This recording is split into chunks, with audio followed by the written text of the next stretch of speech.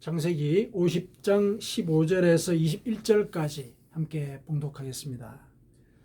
요셉의 형제들이 그들의 아버지가 죽었음을 보고 말하되 요셉이 혹시 우리를 미워하여 우리가 그에게 행한 모든 악을 다 갚지나 아니할까 하고 요셉에게 말을 전하여 이르되 당신의 아버지가 돌아가시기 전에 명령하여 이르시기를 너희는 이같이 요셉에게 이르라 네 형들이 네게 악을 행하였을지라도 이제 바라건대 그들의 허물과 죄를 용서하라 하셨나니 당신 아버지의 하나님의 종들인 우리 죄를 이제 용서하소서 하매 요셉이 그들이 그에게 하는 말을 들을 때에 울었더라. 그의 형들이 또 친히 와서 요셉의 앞에 엎드려 이르되 우리는 당신의 종들이니이다. 요셉이 그들에게 이르되 두려워하지 마소서 내가 하나님을 대신하리이까. 당신들은 내를 해하려 하였으나 하나님은 그것을 선으로 바꾸사 오늘과 같이 많은 백성의 생명을 구원하게 하시려 하셨나니 당신들은 두려워하지 마소서 내가 당신들과 당신의 자녀를 기르리이다 하고 그들을 간곡한 말로 위로하였더라.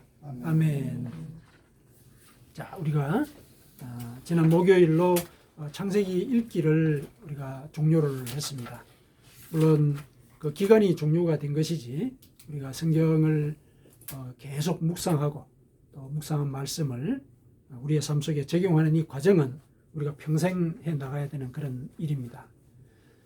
오늘은 이제 창세기를 마감하는 마지막 장 50장에 나온 오늘 본문의 말씀을 토대로 해서 용서의 문제 이걸 한번 같이 묵상을 해봤으면 좋겠습니다. 이 본문의 내용도 궁극적으로는 용서와 관련되어 있는 내용이고 또 우리가 지금 한 해를 마감하는 이런 시점에 있지 않습니까? 그러다 보면은 여러 가지 생각들이 많고 또 만감이 교차하는 그런 시간들이 여러분들에게 닥칠 것이고 또 지금도 아마 그런 시간들을 보내고 계실 겁니다. 어떤 일들은 지금도 내 뒷목을 누르고 있다는 그런 일들이 있을 것이고 또 관계상에도 풀지 못한 문제들도 있을 것이고 또 기도를 열심히 했다고 생각을 하는데 아직까지 왜 그 문제는 풀리지 않을까 이렇게 고민을 하면서 신앙에 대해서 또 혹 죄책감을 또 느끼는 그런 부분도 없잖아 있지 않을까 이런 생각도 듭니다. 이런 복잡한 생각이 있는 반면에 또 내년을 계획해야 되는 또 그런 부담도 또 있는 것이죠. 물론 희망을 갖고서 내년을 생각한다고는 하지만은 우리의 발목을 잡는 일이 있는 것이 또 현실이지요.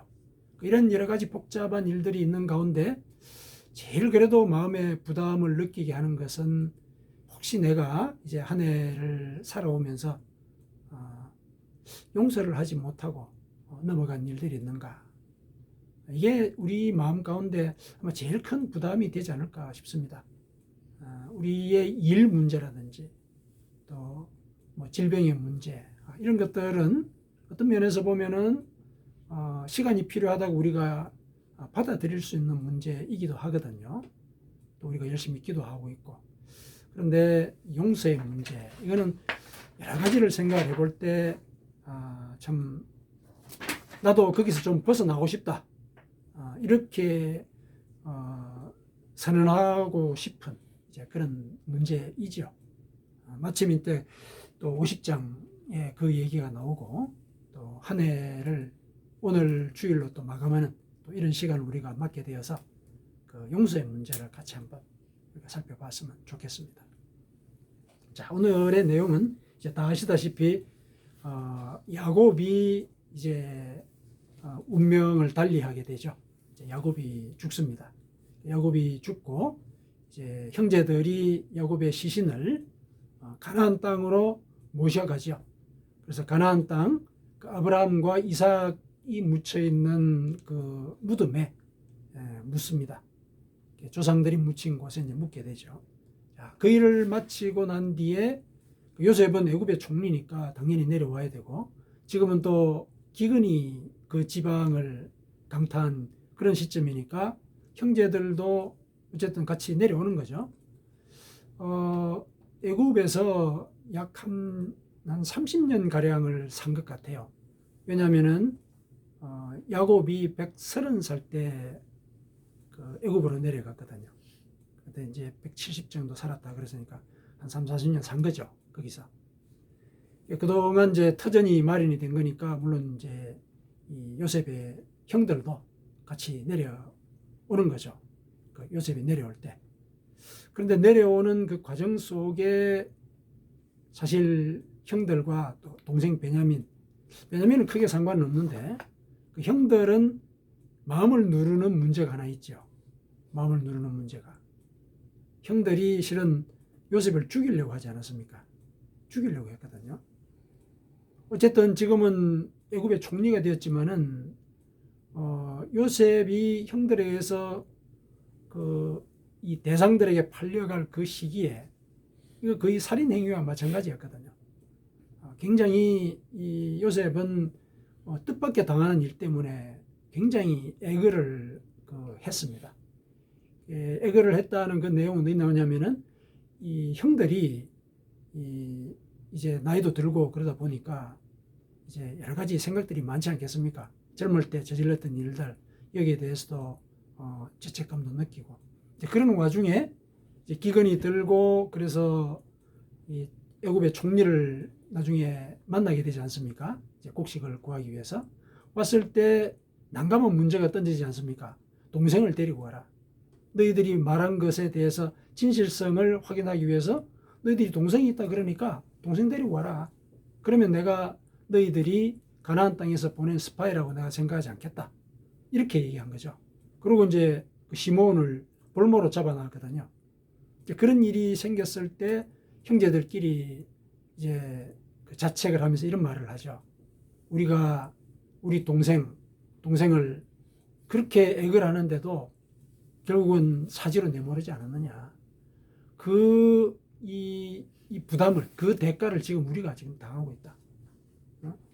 우리가 이 베냐민을 데리고 가지 않으면 시몬이 죽을 것이고, 또 베냐민을 데리고 간다 그러면 아버지가 그냥 온전하지 못하실 것 같다. 왜냐하면은 요셉이 사라지고 난 뒤에 또 베냐민을 또 그만큼 아꼈기 때문에 난공불락의 이제 그런 이 진퇴양난의 상태에 이제 빠지면서 참 이게 우리가 그 요셉을 우리가 참 못할 짓을 해가지고 요셉한테 그래서 지금 우리가 그 죄를 지금 당하고 있다. 이런 얘기를 서로 나눠요. 자기들이 이제 기억을 하고 있는 거죠. 그 기억이 결국은 이게 현실화되지도 모르겠다. 이런 생각이 드는 게 바로 이 시점에 아버지가 돌아가셨잖아요. 그전에는 아버지 때문에 실은 아버지가 이 보호막이 되어줬다 이렇게 생각할 수가 있는데 아버지가 돌아가셨어요. 그러면은 요셉이 복수할지도 모른다. 이런 이제 두려움을 갖게 된 거죠. 실제로 이제 그런 두려움이 생겼습니다. 오늘 본문에서 이제 그런 얘기를 하고 있죠. 그런 걸 보면은 뭐 요셉도 실은 옛날을 생각을 하면서 그렇게 썩 마음이 편하지는 않았을 겁니다. 뭐 오랜만에 형제들을 만나고 아버지를 만나게 돼서 좋기는 했겠지만은 옛날을 떠올리면은 아마 치가 떨렸을 수도 있죠. 그렇게 울면서 애걸 했는데도 형들은 냉정하게 그 대상들에게 자기를 팔아버렸단 말이죠. 대상들은 먼 길을 오가는 사람들이기 때문에 굉장히 거친 사람들이죠. 굉장히 거친 사람들입니다. 그러니까 아마 애굽으로 끌고 가는 그 과정 속에서 아마 학대도 당하고 그랬을 가능성이 있습니다. 나중에 이제 노예로 팔 거니까 그냥 상처가 안 날 정도로만 보호를 해주고 아마 적당하게만 이제 대접을 하고 그러면서 험한 말도 하고 아마 그랬을 거란 생각이 듭니다. 그런 것들을 생각을 해보고 그러면은 형들에 대해서 화가 나지 않겠습니까? 그리고 곱게 자랐는데 노예 생활부터 했죠. 그 애굽의 이 시위대장, 지금으로 얘기하면 경호실장이죠. 경호실장, 그 집에서 이제 노예로 살았거든요. 그러니까 쉽게 말해서 손에 물 하나 안 묻히고 살다가 험한 일을 한 거죠. 얼마나 힘들었겠습니까, 처음에는. 그런데 뭐 그거는 참을 수 있다고 치더라도 나중에는 또 오해도 받지 않습니까? 주인 마님을 이제 겁탈을 하려고 그랬다. 이런 이제 오해를 받아가지고 옥살이까지 하게 되거든요. 옥살이 하는 그 과정에 대해서는 성경이 자세하게 얘기하고 있지는 않지만은 아마 그런 죄목을 알고 지수들끼리 수근거리고 뭐 깜냥도 안 되는 녀석이 그랬다, 뭐 이런 모멸감 이런 것도 아마 많이 당했을 거라는 생각이 듭니다. 그러니까 그런 것들을 생각했던 시간들, 이런 것들을 아마 요셉이 다시 기억을 하면서 분을 품게 되면은 아버지가 돌아가시고 난 뒤에 당장 복수의 칼을 뺄 법한 이제 그런 상황인 거죠. 형들은 이제 그걸 느낀 겁니다. 야, 큰일 났다. 이거 어떻게 하면 좋으냐. 그래서 이제 애굽으로 돌아왔을 때 요셉에게 전가를 보냅니다. 전가를 보내가지고 이제 오늘 본문처럼 이제 용서하라. 그러면서 아버지가 용서하라고 그러지 않았느냐. 용서해라. 이렇게 전가를 보내죠. 전가를 보낼 때 자기들을 뭐라고 지칭하느냐면은 17절에 당신 아버지의 하나님의 종들이다. 이렇게 얘기를 하죠. 하나님의 종들이다. 이런 말을 듣고 난 뒤에 요셉이 그 말을 들을 때 울었더라. 이렇게 이제 나옵니다. 이제 운 이유는 결국 이제 그 말을 듣고 이제 울었다. 이렇게 되는데 그 마음속의 심정이 어땠는지는 뭐 정확하게 이 본문의 말씀으로는 알 수는 없지요. 그런데 형들이 갑자기 당신 아버지의 하나님의 종들이다 라고 자기들을 지칭하는 거예요. 그러니까 형들의 입장에서는 어떻게든 요셉의 화를 좀 누그러뜨려 보려고 하는 아마 그런 시도의 하나가 아니었을까. 그렇게 요셉이 받아들였다면 형들이 좀 애처로워 보였을 수도 있고, 그렇죠. 애처로워 보였을 수도 있고. 그러면은 뭐 옛날에 그 생각들이 또 한꺼번에 몰려오면서 또 감정이 또 북받쳐서 이렇게 이제 울게 되었을 수도 있는 것이죠. 예, 좀 복잡한 이제 그런 상황입니다. 자, 어쨌든 이제 이렇게 했는데 전가를 보냈을 때는 이렇게 얘기해놓고 그 다음에는 친히 왔다 이랬죠. 이제 요셉에게로 온 겁니다. 같이 왔어요, 형들이. 와가지고 무릎을 꿇습니다. 꿇고 이제는 우리가 당신의 종들입니다. 이렇게 얘기합니다. 전가를 보낼 때는 하나님의 종들이다. 이렇게 얘기를 했는데 요셉의 면전에서는 우리가 당신의 종들입니다. 그러니까 당신 처분대로 받겠습니다. 이런 얘기죠. 당신의 종들이다. 이런 얘기는 당신의 처분대로 받겠습니다. 그러니까 이렇게 자기들을 지칭하는 이런 말들이 이렇게 바뀐 것을 보니까 요셉을 정말 무서워했다. 이렇게 생각할 수가 있죠. 진짜 무서워했는가 보다. 이렇게 이제 생각할 수가 있습니다. 자, 그 얘기를 듣고 이제 요셉은 형들의 그 악행을 이제 용서하는 거죠. 용서하면서 복수를 두려워하지 마십시오. 복수를 두려워하지 마십시오. 그러면서 21절에 보니까 간곡한 말로 위로했다. 진심을 다해서 위로했다. 이렇게 이제 얘기를 합니다. 이렇게 위로한 이 행동, 그러니까 용서를 한 거죠. 이렇게 한 행동을 보면은 그가 이 울었던 이유를 조금 짐작을 할 수 있지 않을까 싶은 생각이 듭니다. 이제 그가 운 그 울음은 그 자신의 그 과거, 그러니까 이제 분노, 울분, 증오, 그리고 억울함, 이런 것들이 온통 범벅이 되어 있던 그 과거, 이 과거가 씻겨지는 순간이 아니었을까. 그 순간이 형들이 이제 용서를 이제 비는 그 순간이, 그래서 그러한 것들이 깨끗이 해소되는 순간이었다라고 우리가 해석을 해볼 수가 있는 것이죠. 그러니까 그가 눈물을 흘린 것은 용서를 결정한 이런 도덕적인 용기, 이것이 표현이 된 것이다. 이렇게 해석을 할 수가 있습니다. 자, 이렇게 이 형제 간의 이 애정의 역사, 형들을 또 만났을 때는 또 기쁘지 않았습니까? 기뻤거든요. 이 애정의 역사, 이게 결국은 요셉의 용서로 막을 내리게 됩니다. 이게 이제 본문의 내용이죠. 자, 그러면 이제 용서에 대해서 우리가 차츰 살펴보십시다. 용서라고 하면 우선 이제 사전적인 정의부터 우리가 한번 살펴보죠. 제일 기본적인 내용을 사전이 가르쳐 주는 거니까요. 그러니까 사전에는 용서를 뭐라 그러냐면은 지은 죄나 잘못한 일을 꾸짖거나 벌하지 않고 덮어주는 것이다. 이게 이제 사전적인 정의입니다. 제일 이제 기본적인 그 요소를 제시를 해주고 있죠. 그러니까 죄나 잘못에 등가하는 처벌을 가하지 않는 것, 똑같은 처벌을 가하지 않는 것, 이게 용서다. 이게 사전적인 정의입니다. 자, 용서에 대해서 철학자들도 나름대로 정의를 했습니다.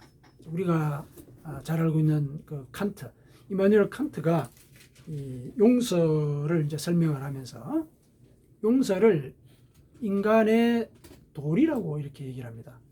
덕 의무다. 덕, 사람들이 만들고 또 지켜나가야 되는 그 덕성이 있죠. 덕성의 일종이다. 이렇게 칸트는 얘기를 합니다. 그래서 이 덕 의무라고 하는 거, 덕 의무라고 얘기하는 이 말 자체가 결국 용서라고 하는 거는 우리가 도덕적으로 용기를 내야 되는 그런 차원의 문제다. 그런 차원의 문제다. 왜냐하면 그거는 사람의 덕성의 일부이고 사람이라는 것을 표시하는 도리의 일부이기 때문에 그렇다. 이렇게 얘기를 한 것이거든요. 그래서 여기서 이 칸트가 이 도덕적인 용기를 거론하면서 용서를 얘기한 내용들을 가만히 보니까 이게 사람의 도리라고 얘기한 그 부분에 있어서는 이게 잘못한 것이다, 잘한 것이다, 이 부분에 대해서는 분명히 평가를 하기는 하되 그 평가에 이르는 후속적인 조처, 결국 이제 보복이나 복수가 있는 게 이게 이제 후속적인 조처인데 그것을 하지 않는 것, 그게 용서다. 이렇게 이제 좀 더 구체화해서 얘기를 합니다. 정리를 하면 이렇습니다. 인간에게 있어서 이 용서라고 하는 것은 사람의 덕성과 관련되어 있다. 그런데 이 덕성은 우리가 용기를 내서 발휘해야 된다. 이 얘기죠. 용기를 내서 발휘한다고 했을 때 이 용기의 내용은 뭐냐? 잘못된 것, 그거는 알고 있어도 복수를 포기하는 것. 복수를 포기하는 것. 이게 예를 들면은 용서의 정의라고 할 수 있다. 이렇게 이제 칸트는 설명을 했습니다. 칸트는 인간이 목적적인 존재다. 자유의지를 갖고 있는 그런 존재고 인간은 수단이 아니다. 이런 식의 생각을 했기 때문에 인간이 가지고 있을 만한 그런 그 덕성에 대해서 강조를 했지요. 그 윤리에 대해서 강조를 많이 했습니다.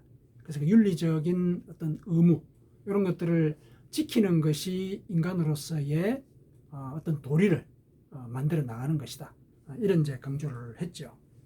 그래서 이제 이렇게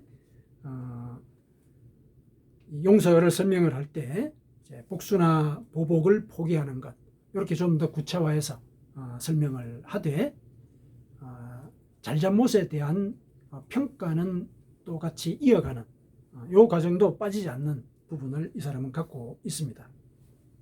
자, 그런데 이렇게 정의를 해볼 때 근데 이 정의라고 할 때 우리가 어떻게 용서를 할 때 정의가 이루어지고 혹은 또 보복을 하는 것이 아닌 것이 되는 것이냐 이런 걸 우리가 한번 살펴보자면은 딱히 객관적인 기준이 없다는 걸 우리가 알게 됩니다. 사실 그렇거든요. 이 사람이 목적적인 존재라고 한다면은 그 사람이 생각하고 판단하는 것 그게 그 사람의 행위의 기준이 되니까 어떻게 용서를 해야 진짜 용서한 것이 되느냐 이것도 제각각일 수 있다는 얘기죠. 용서의 어떤 기준을 설정하기가 어려워집니다. 그러니까 철학적으로 용서를 정의한다라고 했을 때도 역시 어떤 보편적인 기준을 만들어내기가 어려운 점이 있죠. 그래서 칸트는 이 용서에 대해서 필요하다고 얘기는 했지만은 그것을 인간의 그 특성으로 아주 강조를 해가지고 구체화시키지는 못합니다. 그냥 이게 필요하다. 이런 정도로만 얘기를 하죠. 자, 여기까지가 이제 철학적인 관점에서 용서라고 본다면은 그러면 기독교적인 개념의 용서는 뭐냐? 우리가 믿고 있는 하나님께서 요구하는 그 용서는 어떤 개념을 갖고 있느냐? 그게 이제 요셉의 은행에 그대로 잘 드러나 있습니다. 요셉이 보여주는 그 용서는 복수를 포기하는 그런 용기를 발휘하되, 여기까지 발휘한 거죠. 발휘하는데 그 근거가 하나님이다. 이렇게 우리는 정의를 해볼 수가 있습니다. 칸트는 여기에서 하나님이 없이 인간의 이성이 거기에 들어가 있는 것이죠. 인간의 이성. 인간의 이성, 인간의 덕성, 이것이 용서의 근거다. 이게 이제 칸트가 한 얘기라면은, 성경은 복수를 포기하되 그 포기하는 근거가 바로 하나님이다. 이렇게 얘기를 하고 있는 것입니다. 성경이 얘기하는 그 용서의 개념이 그러하다는 것이죠. 잘잘못을 가린다. 가려야 된다. 정의는 있다. 정의는 있어도 복수는 포기하는데, 그 포기하는 근거는 뭐냐? 하나님 때문에 그렇다. 이게 이제 성경이 얘기하는 그 용서의 개념의 내용입니다. 요셉이 이제 보여준 그 용서, 거기에 기독교적인 용서의 개념이 그대로 다 드러나 있습니다. 자, 왜 그렇게 얘기할 수 있느냐 살펴보시죠. 19절에 보니까 요셉이 형들에게 이렇게 말했습니다. 두려워하지 마소서. 내가 하나님을 대신하리이까. 내가 복수하지 않겠습니다. 이 얘기죠. 근데 복수하지 않는 것, 이건 하나님 때문입니다. 왜냐하면 복수하는 것은 하나님의 일이기 때문에 그렇습니다. 제가 형들에게 복수를 하게 되면은 그거는 제가 하나님을 대신하는 것입니다. 그 얘기하는 거죠. 그래서 저는 복수하지 않겠습니다. 하나님께 그 복수를 사실은 맡겼습니다. 이 얘기죠. 맡겼습니다. 근데 그 얘기를 가만히 듣고 보니까 하나님께 복수를 맡겼다면은 하나님이 진노를 내려가지고 형들을 혼내주라? 이런 얘기도 들릴 수가 있죠. 그러나 요셉은 간곡한 말로 형들을 위로하지 않았습니까? 그러니까 그런 의도가 있었던 말은 아닌 것이죠. 그런 의도가 있는 것이 아니고, 내가 용서하고자 하는 이 마음을 하나님의 방법으로 풀어주십시오. 그 얘기죠. 하나님의 방법으로 제가 당신께 올려드린 이 용서의 마음을 실행해 주십시오. 이렇게 이제 얘기를 한 것이다. 이렇게 보시면 되겠습니다. 우리가 일반적으로 이제 용서를 한다 그랬을 때 이제 복수를 포기하는 것이라고 일반적으로 정의가 되는 것들에 기반을 해서 보면은, 사실 우리는 복수를 해야 정의가 이루어진다라고 생각을 하고 있죠. 기본적으로. 왜냐하면 내가 당한 것이 있으니까, 내게 피해가 있고 상처에 자국이 있으니까. 그러니까 이것에 대해서 복수를 해야 정의가 수립이 되고 잘잘못이 가려지는 것이다. 이렇게 이제 얘기를 하게 되는데, 이 복수에 대해서 하나님께서도 말씀을 하셨습니다. 뭐라고 얘기했냐면은, 레위기 24장 20절에 상처에는 상처로, 눈에는 눈으로, 이에는 이로 갚아라. 복수하라 이런 얘기죠. 이에는 이로 갚아라. 남에게 상해를 입힌 그대로 그 사람한테도 그렇게 해라. 이렇게 얘기를 합니다. 그러면 우리가 지금 이때까지 얘기했던 그 용서의 하나님, 전혀 다른 모습이네요.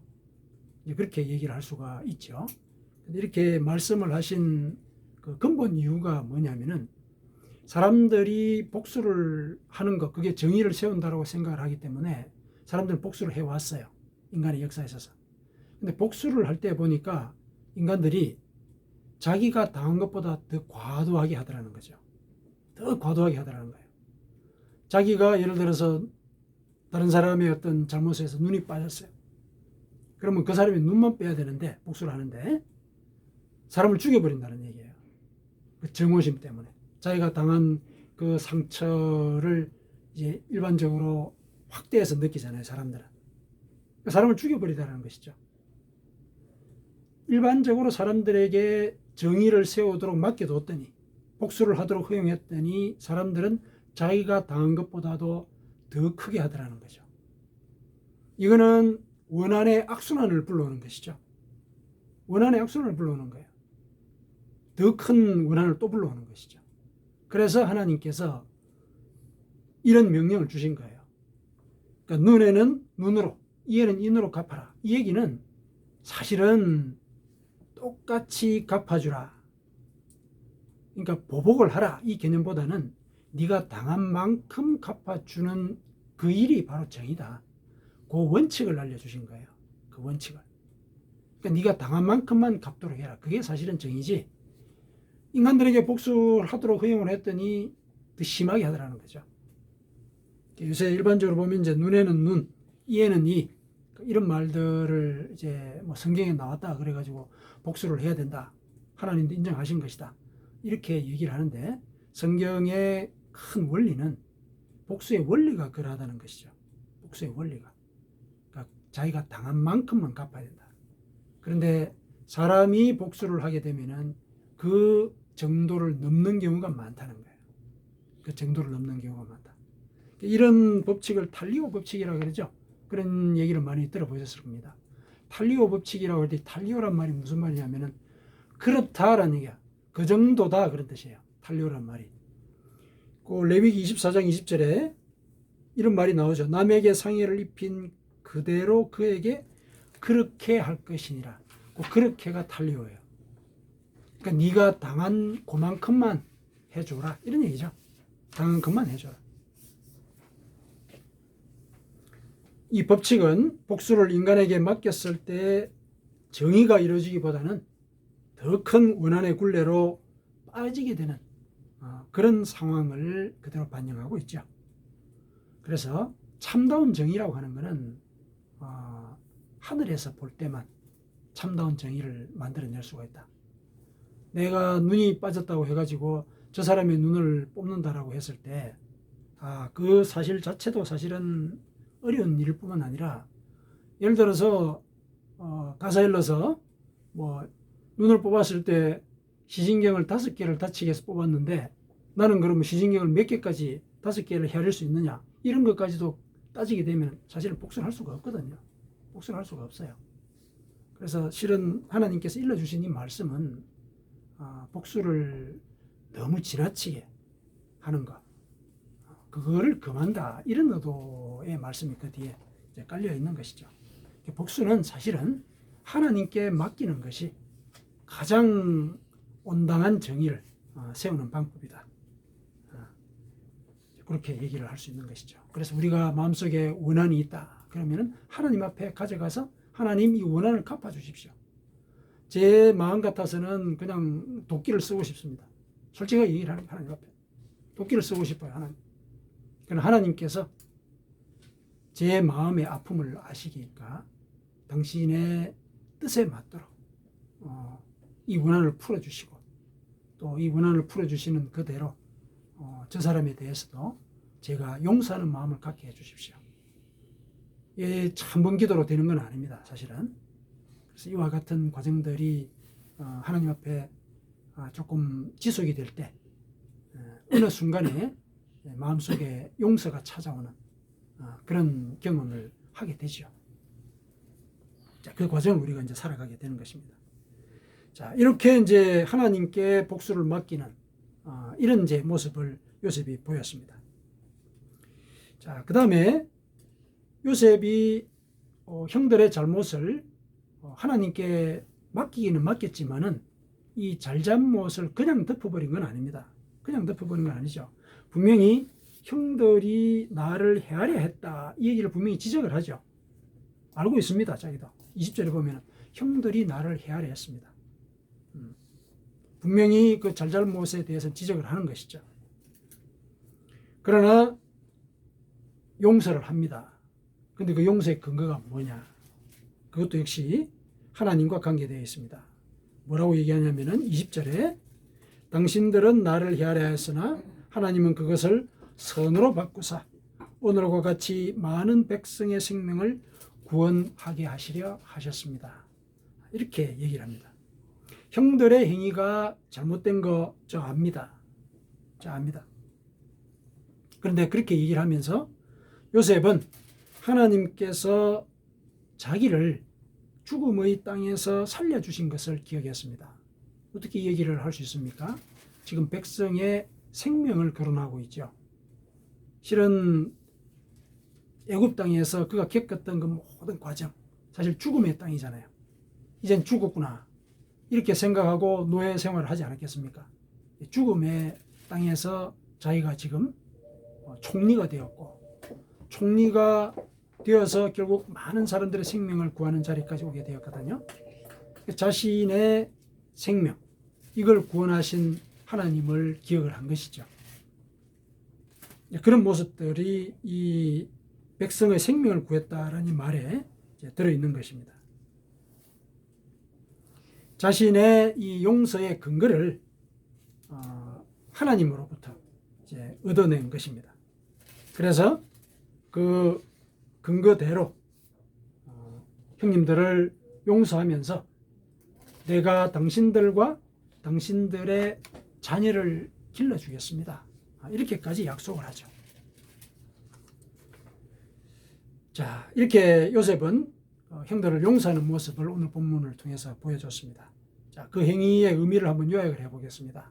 첫째는 용서는 정의의 관념을 흐리자는 것이 아니라 복수를 포기하는 행위다. 복수를 하나님께 맡기는 행위다. 이 사실을 우리가 정리를 해볼 수가 있습니다. 둘째는 용서라고 하는 것은 하나님의 은혜를 기억할 때 가능한 일이다. 나의 이성적인 판단에 의해서 용서할 수 있기가 쉽지 않습니다. 어려운 일이죠. 요셉은 자신이 죽음의 땅에서 구원받았다는 사실을 깊이 인식하고 있었기 때문에 형들의 악행에 대해서 오히려 선한 해석을 할 수가 있었습니다. 이와 같이 선한 해석을 한 것은 자기가 승리한 자이기 때문에 할 수 있지 않았겠나 이렇게 생각할 수도 있죠. 이제 뭐 형들하고 경쟁자가 아니고 자기는 애굽의 총리가 되었으니까, 권력을 가진 자가 되었으니까, 그래서 여유를 부린 게 아니냐 이렇게 생각할 수가 있는데, 실은 사람들의 본성은 자기가 복수할 수 있는 수단을 가졌을 때, 권력을 가졌을 때 오히려 그 기회를 놓치지 않으려고 그러죠. 그게 사람의 본성이거든요. 그런데 요셉은 그렇게 하지 않았습니다. 하나님께 복수를 맡겼고, 복수를 맡겼다는 그 이면에는 하나님께서 더 공정하고 철저하게 원한을 갚아 주실 것을 믿었기 때문에 그렇게 했고, 또 하나님께서 자기를 구원하신 것을 알았기 때문에 형들의 죄도 용서하고자 선의의 해석을 한 것이다. 이렇게 우리가 이해를 할 수가 있습니다. 자, 그래서 기독교적인 개념의 용서는 그렇게 정리를 할 수가 있겠습니다. 그런데 여기서 우리가 한 가지 의문을 가질 수 있는 점은 뭐냐면은, 형들은 와서 용서를 빌었죠. 용서를 빌었습니다. 근데 용서를 빌지 않는 사람의 잘못도 용서해 줘야 됩니까? 성경은 뭘 요구하십니까? 용서를 빌지도 않는데 용서를 해주란 말입니까? 이런 건 제 의문을 가질 수가 있지 않겠습니까? 실제로 거기에 대해서 우리가 근거를 찾아볼 수 있는 게 베드로가 예수님께 와서 형제의 잘못을 몇 번이나 용서해 줘야 됩니까? 라고 물었을 때 예수님께서 이렇게 얘기를 하셨습니다. 그게 이제 마태복음에도 나오고 누가복음에도 나오는데, 누가복음에는 뭐라고 되어 있냐면은, 만일 하루에 7번이라도 네게 죄를 짓고 7번 네게 돌아와 내가 회개하노라 하거든 너는 용서하라, 이렇게 되어 있습니다. 누가복음에 따르면은 예수님께서 용서를 빌러올 때 용서를 해줘라, 이 얘기를 하신 것이죠. 그러니까 용서를 빌지 않으면은 용서해주지 마라, 이렇게도 해석을 할 수 있는 그런 여지가 있는 부분이죠. 그렇죠? 그러면은 이 용서라고 하는 것, 이것이 마태복음과는 또 좀 다른 맥락에서 얘기가 되고 있는 것인데, 마태복음은 뭐라고 되어 있냐면은 7번뿐만 아니라 7번을 70번까지도 용서하라, 이렇게 얘기했거든요. 이거는 무한정 용서하라는 얘기지 않습니까? 70번을 7번이라도 용서해라. 무한정 용서하라. 이런 얘기거든요. 물론 누가복음에 나온 그 말씀도 예수님께서 하신 것이니까 그들이 찾아와서 70번씩 7번이라도 찾아와서 잘못했다고 얘기를 하면은 그때마다 다 용서해라. 이런 맥락으로 해석을 할 수가 있는데, 사실 근데 잘못한 사람이 그렇게 찾아와서 얘기하기가 쉽지가 않거든요. 7번 찾아오는 것도 쉽지가 않잖아요. 그런데 이렇게 무한정 찾아와서 용서를 빌 것이다? 이거 이해하기가 어렵죠. 사실 어려운 부분이지 않습니까? 그런 일이 있을 것이라고는. 이게 무슨 말이냐면은, 어떤 사람이 자기에게 70번씩 7번이나 이렇게 잘못을 저지른다, 이 얘기는 그 사람이 자기가 뭘 잘못하고 있는지 모른다는 거다. 모르고 자꾸 똑같은 잘못을 저지르는 거다. 그러니까 용서해줘라. 그 얘기예요. 70번씩 7번 이 말씀은 그 사람이 너한테 뭘 잘못을 하고 있는지 모르고 있는 거다. 모르고 있으니까 똑같은 잘못을 저지르는 거야. 그러니까 용서해줘라. 이 얘기를 하신 겁니다. 어디서 이 말씀을 그렇게 해석할 수 있는 근거를 찾을 수 있느냐 하면은, 예수님께서 십자가에 달리셨지 않습니까? 십자가에 달리셨을 때 병사들은 예수님 그 밑에서 예수님의 옷을 제비 뽑아가 나눴습니다. 그 사람들 관행이죠. 지수들의 옷, 그 당시에는 옷이 귀했으니까 옷을 막 제비 뽑아가지고 나눠 가졌어요. 그리고 밑에 있는 사람들은 막 조롱을 했죠. 네가 구세주라면서 내려와봐라. 뭐 이렇게 이제 막 조롱도 하고. 얼마나 인간적으로 보면은 분이 나겠습니까? 떡을 떼주고 배불리 먹였을 때는 이 따르던 사람들이 막 조롱을 하고 침을 뱉고 그러니까. 그러나 예수님께서 그들을 위해서 이렇게 기도하셨습니다. 십자가에 달리셔서, 아버지, 저들을 사하여 주옵소서. 자기들이 하는 것을 알지 못함이니이다. 누가복음 23장 34절에 알지 못하고 저럽니다. 자기가 잘못한 걸 모르니까 70번씩 7번이나 잘못하지 않습니까? 그 얘기죠. 그러니까 모르고 하는 거, 그거 용서해 줘라. 이렇게 이제 얘기를 하신 것이라고, 우리는 그 70번에 7번의 그 예화나 그 상황을 해석을 할 수 있어야 될 것입니다. 사실 그게 얼마나 어렵습니까? 참으로 어려운 일이죠. 그래서 예수님께서 돌아가시면서 그 말씀을 하셨다는 것이 상당히 상징적이죠. 그렇게 남을 용서하는 거, 그거 자기를 죽이는 일이다. 자기를 죽이는 일이다. 십자가에 못 박혀서 돌아가시는 그 순간에 용서를 비는 기도를 하신 거, 그 용서한다는 게 자기를 죽이는 일이다. 그걸 이제 일러주고 있습니다. 참으로 어려운 일이죠. 그때 이제 우리가 도움을 받을 수 있는 것이 내가 하나님의 은혜를 받은 자라는 사실, 그걸 기억하는 것이죠. 그때 우리는 용서할 수 있는 용기를 낼 수 있게 되는 것입니다. 사랑하는 성도 여러분, 올 한 해가 지나가고 있습니다. 묵은 감정은 올해 내려놓고 새해를 맞이합시다.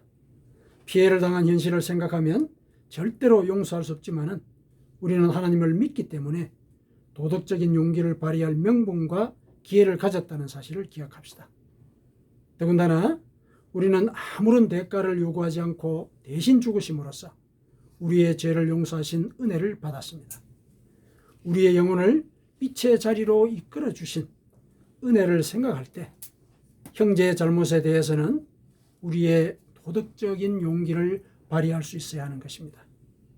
서로 친절하게 하며 불쌍히 여기며 서로 용서하기를 하나님이 그리스도 안에서 우리를 용서하심 같이 하면서 살아가십시다.